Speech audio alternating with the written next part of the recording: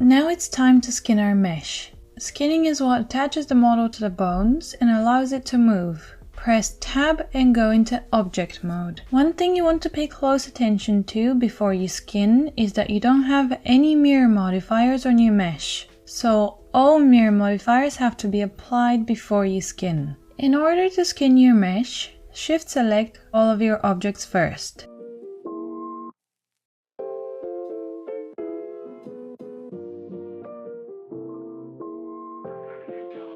Now that you have your object selected, shift click and select your armature second.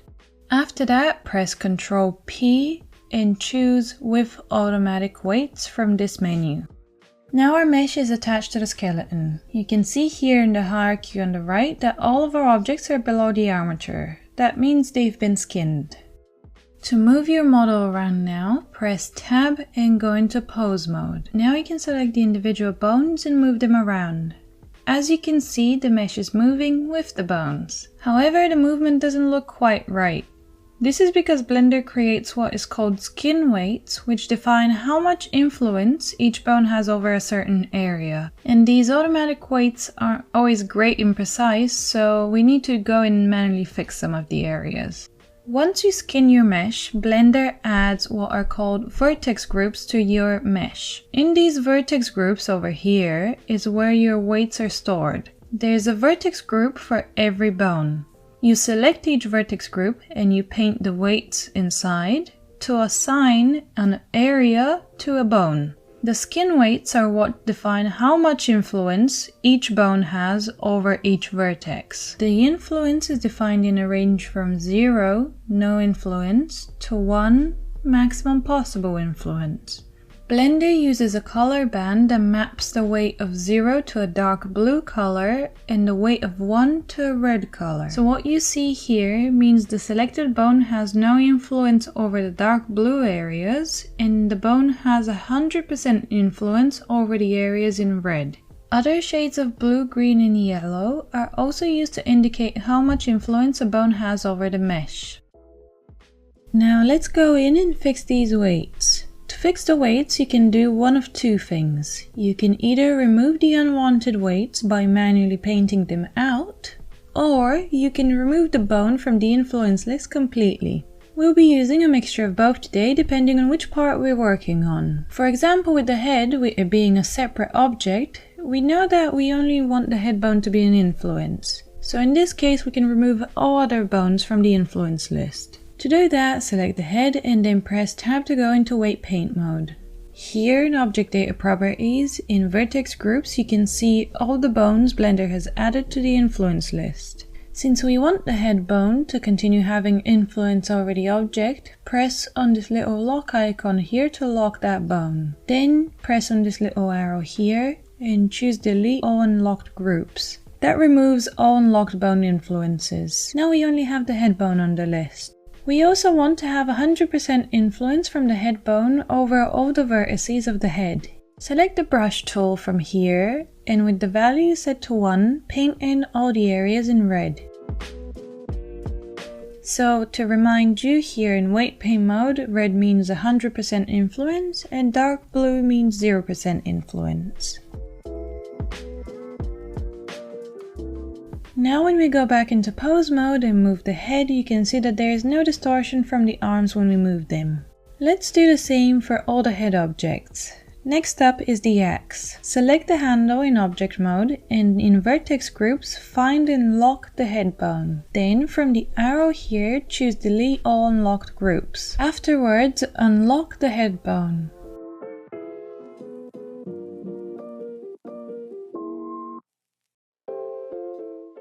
Now the handle is assigned only to the head bone. Do the same for the axe head. In object mode, select the axe head and then in vertex groups, lock the head bone. Then again, delete all unlocked groups.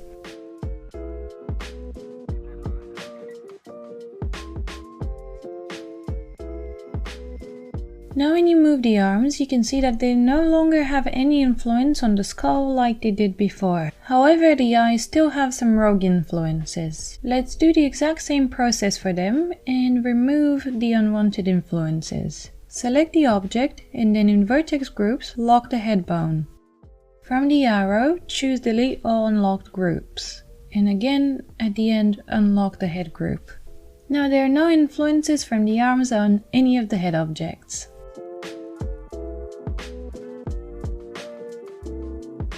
Next we're going to switch it up and I'm going to show you how to manually paint in your weights. You do this for objects that have multiple bone influences on one object. So for example, the body here will need to be manually painted because it has more than one bone influencing it. Let's start fixing the body weights now. In object mode, select the armature and then shift select the body object. After that, press tab and go into weight paint mode. Having the armature as well as the object selected this way allows you to quickly control click on the bones to view their influence.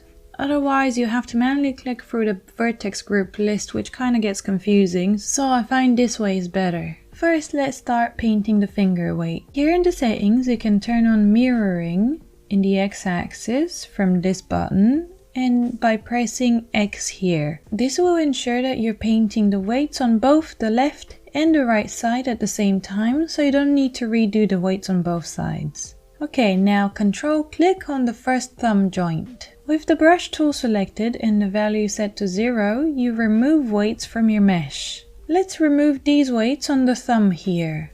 We remove them because we don't want the thumb to be deforming the hand. Control click on the other joints at the base of the fingers as well and remove any weights that are going onto the arm. You want the weights to be confined to their own areas. In this case, the finger weights stay on the fingers.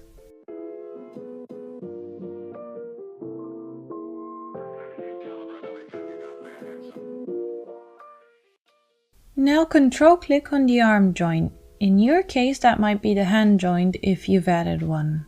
In my case it's the full arm. Here I want to paint that palm in red so the arm joint has influence over that area. Select the brush and set the value to 1. After that, paint the area like this. You can also use this blur tool here to blur the weights a bit, which makes for smoother weights and nicer deformation. Next, let's check the upper arm weights. Control click on the upper arm bone. You can see here that the weights are spilling too far down on the torso and they aren't staying confined to the upper arm area. We want to remove those because we don't want the arm to be bending the torso. So set the brush value to 0 and start removing weights from the torso.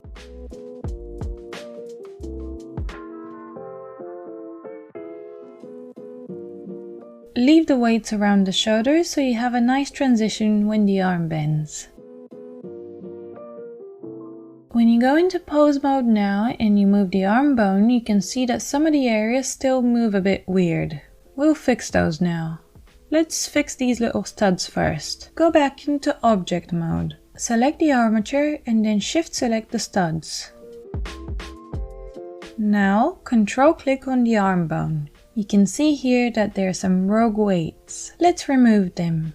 Set the brush value to 0 and remove the weights of the arm bone from the studs. So that will mean that the arm will no longer influence the studs. Now when you go into pose mode and you move the rig around, you can see that there's still some weird behavior. Let's investigate and see which bone is causing it. Press tab and go into object mode. Select the armature and then shift select the body again. Then press tab and go into weight paint mode. Control click through the bones until you find your culprit. In this case it's the shoulder bone. The automatic weights have assigned the shoulder bone to the lower torso, which obviously isn't right. Set your brush to 0 and start removing the weights off the torso.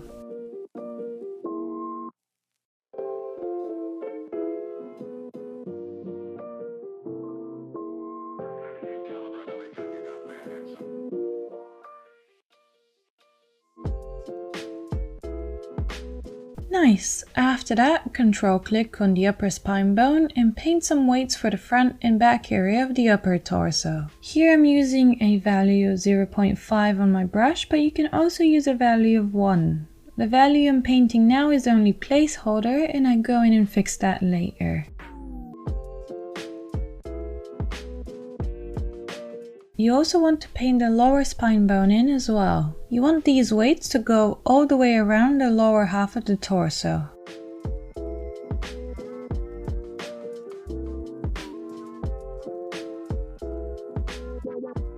In between painting, test your weights in pose mode. Things may look broken at this point, but they're very easily fixable by removing unwanted weights or adding weights where you want them. So don't worry. Here, while testing my deformations, I realized that the cloth bone doesn't work well when it's parented to the hips. It would work better if it was parented to the first spine bone. Not to worry, we can easily fix that as well. Press Tab and go into edit mode. Select the top cloth bone that we've parented and press Alt-P. Choose Clear Parent. Now the cloth bone can be reparented. Select the upper cloth bone and then select the first spine bone. Then press Ctrl P and choose Keep Offset. Our cloth is parented to the first spine bone. It now moves when the spine bends, which is much better. So if you do make a mistake or parent things wrong initially, it's always fixable. Rigging isn't as scary as it seems. Next, let's do the weights on the hip bone. Control click on the hip bone. Here, I switch the brush to a value of 1 and paint in the very bottom area of the torso.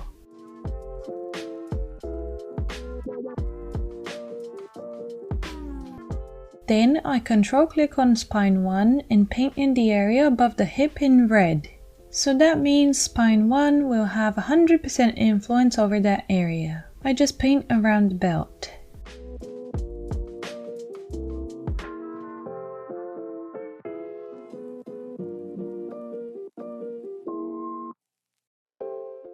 Next, let's fix the rest of the belt studs. You can see here that when we move the spine, they float off the body. This is because they have been assigned really random weights by Blender, so every time you move the character, a bunch of random bones have influence over them. Let's fix that now. In Object mode, select the skeleton and then Shift select the studs. Here you want to set the brush value to 1 and assign on the influence to spine 1.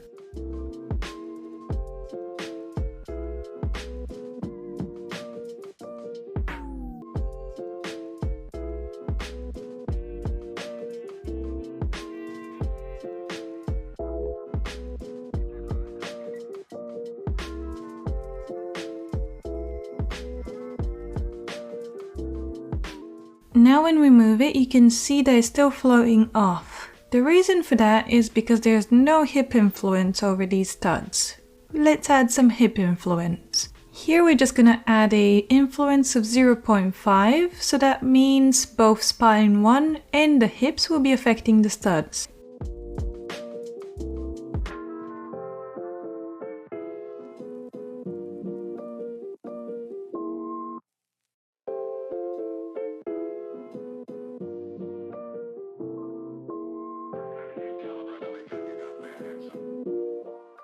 Now they're no longer floating off.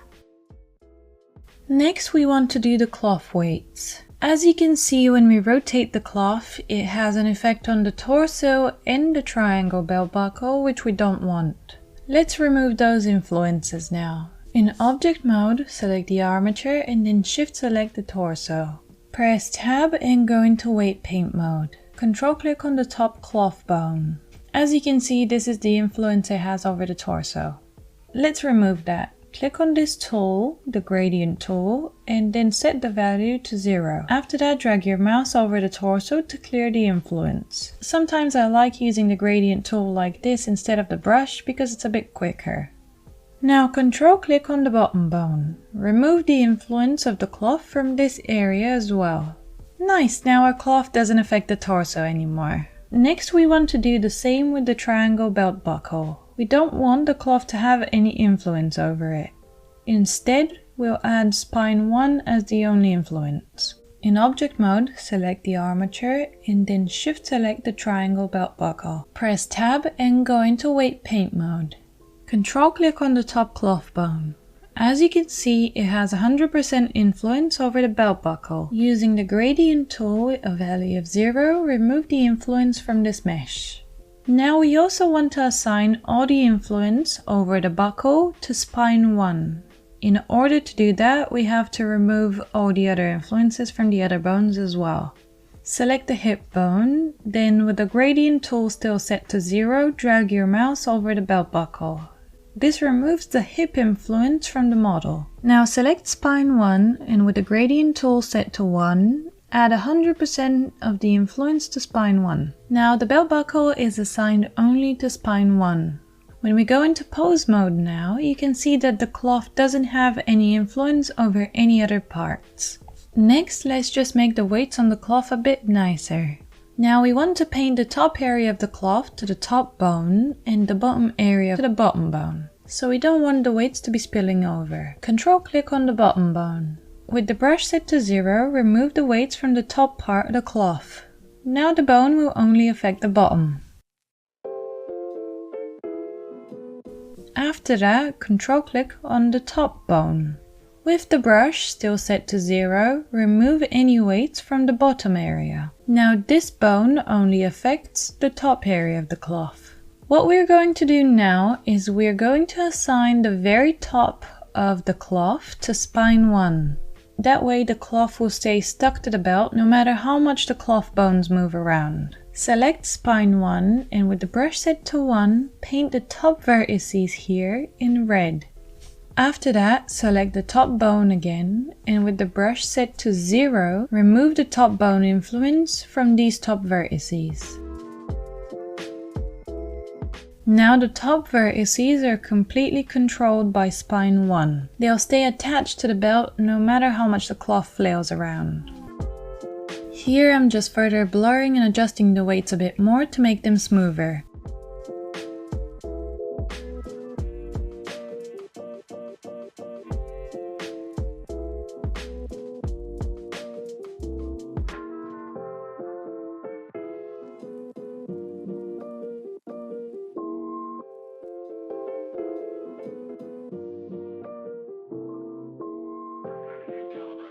Next up are the legs. As you can see now, when we bend them, they distort the torso. We don't want the legs to affect the torso at all, so we're just going to delete the leg bones from the influences. In the vertex groups, lock all of the bones that you want to still have influence over the torso. Leave unlocked only the leg bones. Then, from this arrow here, choose delete all unlocked groups. That removes the influence of the legs over the torso. You can see it's already straighter because the legs don't deform it.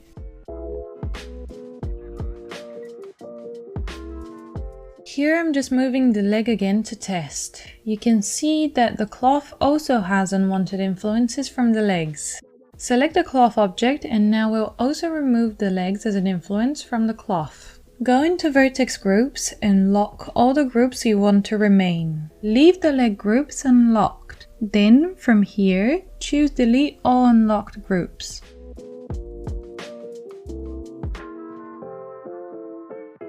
Now the legs don't have an influence over the cloth either. Now it's time to paint the leg weights. In object mode, select the armature and then select the leg object. Then press tab and go into weight paint mode. Here in the settings, you can turn on mirroring in the x-axis from this button and by pressing on X. This will ensure you're painting the weights on both the left and the right side at the same time. Now control click on the foot bone. We want this bone to only have influence over the foot area and not the whole upper area like it does now. So let's remove the influence from the top. Set the brush value to 0 and remove the influence from the top of the leg.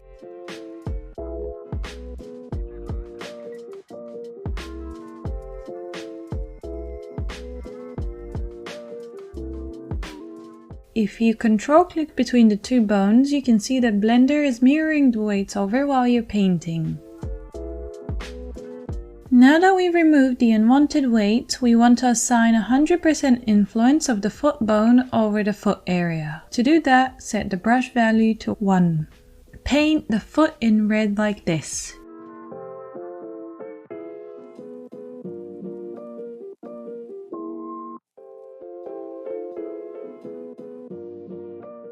Next, control-click on the lower leg bone. Paint the lower leg area in red like this.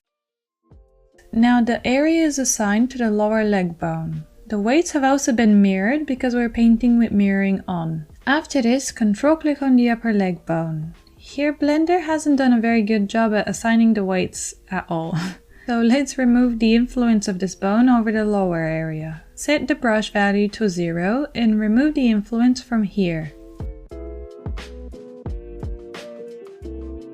Then set the value of the brush back to 1 and paint the top area of the leg in red. Here you can also use the blur tool to blend the transition between the upper and lower leg weights. That makes for a smooth bend once you bend the leg.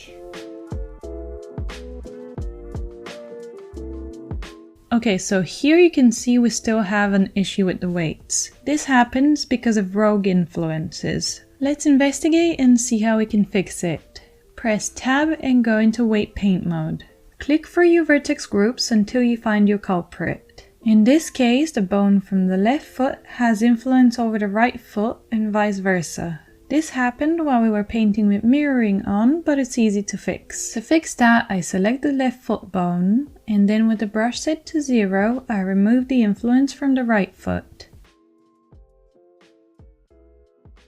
Then I select the right foot bone and remove any influence it has over the left foot.